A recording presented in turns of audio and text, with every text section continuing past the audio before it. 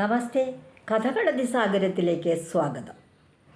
ഇന്നത്തെ കഥ പുരാണ കഥയാണ്. ഞാൻ നേരത്തെ പുരാണ കഥകൾ പറയുന്ന കൂട്ടത്തിൽ ഈ കഥ പറഞ്ഞിട്ടുണ്ട്. പക്ഷേ അതിൽ നിന്ന് ഒരു അവസ്ഥാന്തരമുണ്ട്. ഇത്രയും ഡീറ്റെയിൽ ആയിട്ടാവില്ല പറഞ്ഞിട്ടുണ്ടാവുക. ഇന്ന് ഞാൻ പറയുന്നത് ഒരു രാജകുമാരിയും ഗുരുപുത്രിയും, ഇവർ രണ്ടുപേരും തമ്മിലുള്ള ഒരു മത്സരമാണ്. ഒരു അസുര രാജാവാണ് വൃഷപർവാവ്.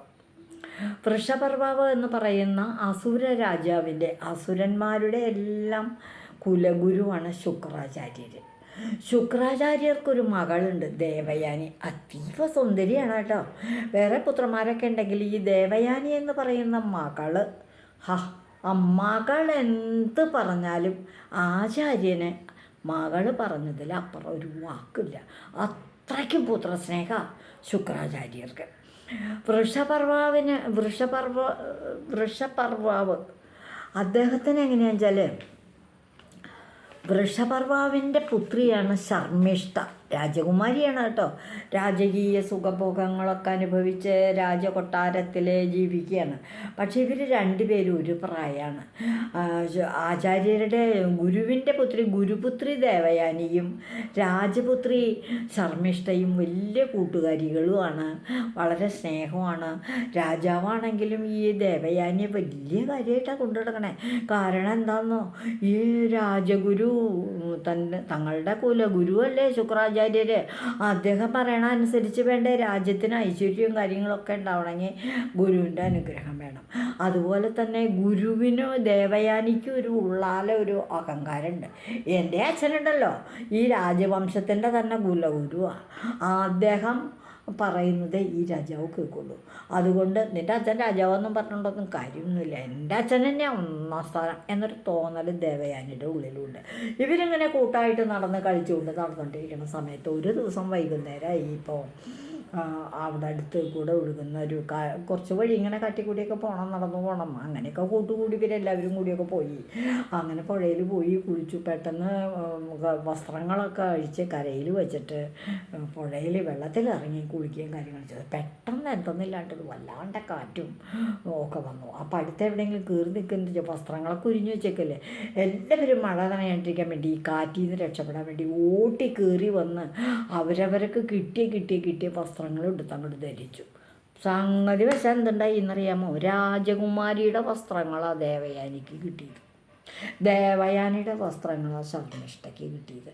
രണ്ടുപേരും വസ്ത്രങ്ങൾ അങ്ങോട്ട് മാറി മാറി ധരിച്ചു. ശർമ്മിഷ്ഠ കോപിച്ചില്ലേ, എൻ്റെ രാജകീയ വസ്ത്രങ്ങൾ നീ എടുത്തുകൊടുത്തേക്കണോ, എന്തൊരു കഥ, അതങ്ങോട്ടാന്ന് പറഞ്ഞു. അപ്പോൾ ദേവയാനി പറഞ്ഞു, ഞാനിത് അറിഞ്ഞിട്ടാണോ എടുത്തോടി, ഓരോരുത്തരെടുത്തോടി. ഇപ്പം ഞാനെടുത്തോളൂ, ഞാൻ ഇനിയിപ്പോൾ ഏതായാലും ഇത് തരണമൊന്നുമില്ല, അതായത് ഇത് കൊടുത്തില്ലേ, നിങ്ങൾക്കും പറഞ്ഞാൽ എൻ്റെ വസ്ത്രം നിനക്ക് കിട്ടിയിട്ടുണ്ടല്ലോ എന്ന് പറഞ്ഞ് അങ്ങ് വാക്തർക്കണ്ടായി. എന്തിനു പറയണു, ഇവരുടെ തർക്കം മൂത്തപ്പം മറ്റു കൂട്ടുകാരികൾ സഹികളൊക്കെ ഉണ്ടായിരുന്നു. അവരൊക്കെ അങ്ങോട്ടും ഇങ്ങോട്ടൊക്കെ ഓടിപ്പോയി. ഇവർ രണ്ടുപേരും തന്നെയായി കഴിഞ്ഞ് ഇങ്ങനെ നടന്ന് പോയിക്കൊണ്ടിരിക്കെ ഒരു കാട്ടുവഴി കൂടെ അങ്ങനെ നടന്നുകൊണ്ടിരിക്കുമ്പോൾ വഴിയുടെ ഒരു ഭാഗത്തായിട്ട് ഒരു പൊട്ടക്കിണർ. ശർമ്മിഷ്ഠ എന്ത് ചെയ്തു എന്ന് ദേവയാനി പിടിച്ചൊരു ഉന്തങ്ങോട് കൊടുത്തു. പൊട്ടക്കിണറ്റില്ല വീണെങ്കിലോ, പൊട്ടക്കിണറ്റിൽ ദേവയാനി ഗുരുപുത്രി വീണു. വെള്ളത്തിലേക്ക് അങ്ങോട്ട് മുങ്ങിപ്പോയില്ല, അങ്ങ് അടിയിലേക്ക് വരെ എത്തിയില്ല. അപ്പോഴേക്കും പടർന്നിറങ്ങി പിടിച്ച് കിടക്കണ ഏതൊരു വള്ളിയുമ പിടിച്ച് തൂങ്ങി കിടന്നു. എന്നിട്ട് ഉറക്കാൻ അങ്ങനെ കരഞ്ഞു. ശർമ്മിഷ്ഠോടി രാജകൊട്ടാരത്തിലേക്കും പോയി.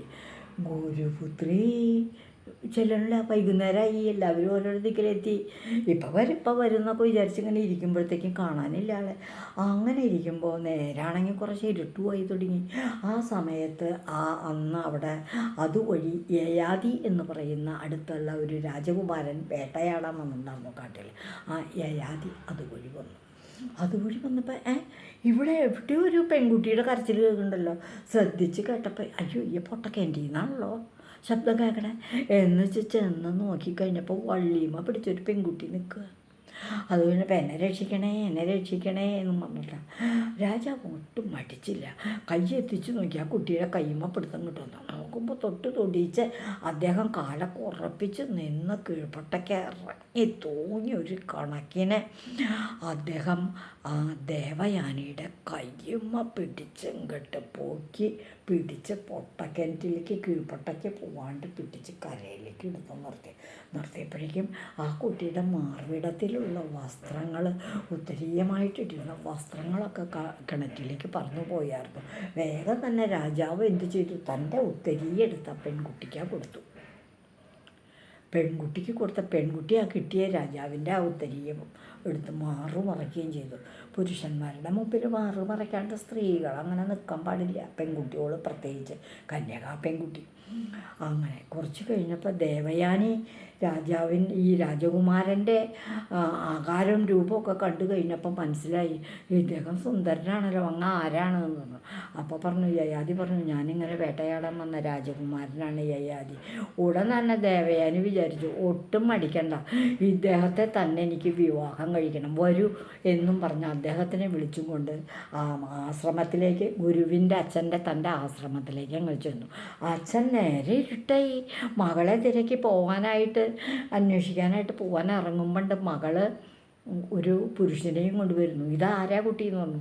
അപ്പോൾ വന്ന് ഇത് രാജകുമാരനാണ് യയാതി, എൻ്റെ അച്ഛ ഉണ്ടായ കഥയൊക്കെ ദേവയാനി വിവരിച്ചു. ശർമ്മിഷ്ഠ എന്നെ ഉന്തിയിട്ടു, കിണറ്റിലേക്ക് ഉന്തിയിട്ടു. ഇദ്ദേഹം ആ വഴി വന്ന് ഞാൻ അവിടെ കിടന്ന് കരഞ്ഞു. ഇദ്ദേഹം ആ വഴി വന്നോടുകൂടി ഇദ്ദേഹം എന്നെ, അച്ഛ ഞാൻ ഇനി പറയുന്ന കാര്യങ്ങൾ അങ്ങ് ശ്രദ്ധിക്കണം അച്ഛ, അദ്ദേഹം എൻ്റെ കൈ പിടിച്ച് കരയിലേക്ക് കയറ്റി, എന്നിട്ടോ എന്നെ രക്ഷിച്ചു. പിന്നെയോ എൻ്റെ വസ്ത്രം പറന്നു പോയപ്പോൾ അദ്ദേഹത്തിൻ്റെ ഉത്തരീയം എന്താ എനിക്ക് വസ്ത്രം തന്നു. ഞാൻ മറിച്ചിരിക്കുന്ന അദ്ദേഹത്തിൻ്റെ ഉത്തരീയമാണ്. അതുകൊണ്ട് പിന്നെ അച്ഛൻ്റെ കാൽക്കൽ അങ്ങ് വീഴുക, അച്ഛ എനിക്ക് ഇദ്ദേഹത്തെ തന്നെ ഭർത്താവായിട്ട് തരണം. ഞങ്ങളുടെ വിവാഹമല്ലേ നടന്നത് ആ കിണറ്റിൻകരയിൽ വെച്ചിട്ട്. വിവാഹത്തിൻ്റെ പ്രധാനപ്പെട്ട ചടങ്ങ് എന്താണ്? പാണിഗ്രഹണം. പാണി എന്ന് പറഞ്ഞാൽ കൈ പിടിക്കലല്ലേ വിവാഹത്തിൻ്റെ പ്രധാന ചടങ്ങ്. ഇദ്ദേഹം എൻ്റെ ആ തൃക്കൈ കൊണ്ട് എൻ്റെ പാണി ഗ്രഹിച്ചില്ലേ, ഞങ്ങളുടെ പാണിഗ്രഹണം നടന്നില്ലേ എൻ്റെ. ആചാര്യർ വിചാരിച്ചു, ശരിയാണല്ലോ, ഇയാൾ തൻ്റെ മകളെ കൈപിടിച്ചല്ലേ കരയിൽ കയറ്റി. പിന്നെ അദ്ദേഹം എനിക്ക് വസ്ത്രദാനവും തന്നില്ലേ, എനിക്ക് ഉത്തരീയം തന്നിട്ടല്ലേ ഞാനിപ്പോൾ മറിച്ചേക്കണേ.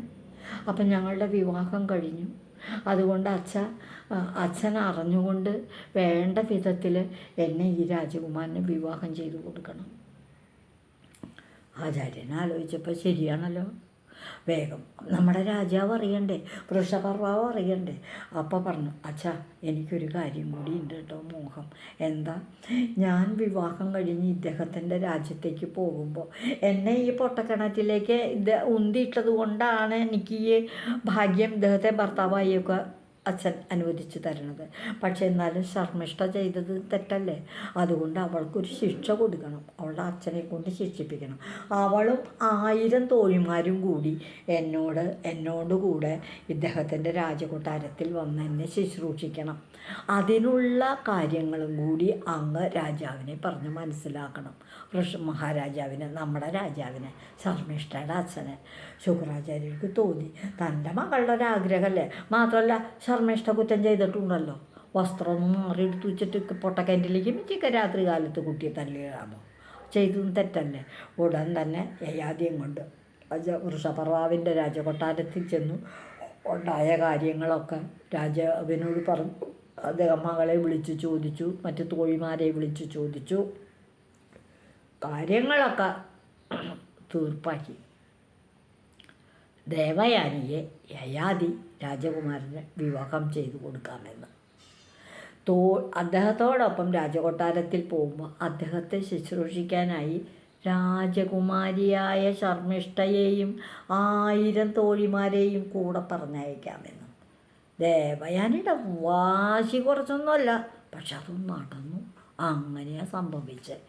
അങ്ങനെ ഇന്ന് ഞാൻ പറഞ്ഞ കഥ ദേവയാനിയുടെ ഷാഢ്യം, ദേവയാനിയുടെ തീരുമാനം, ദേവയാനി എങ്ങനെ യയാതിയുടെ ഭാര്യയായി, ആ ഒരു കഥയാണ് ഞാൻ ഇന്ന് പറഞ്ഞത്.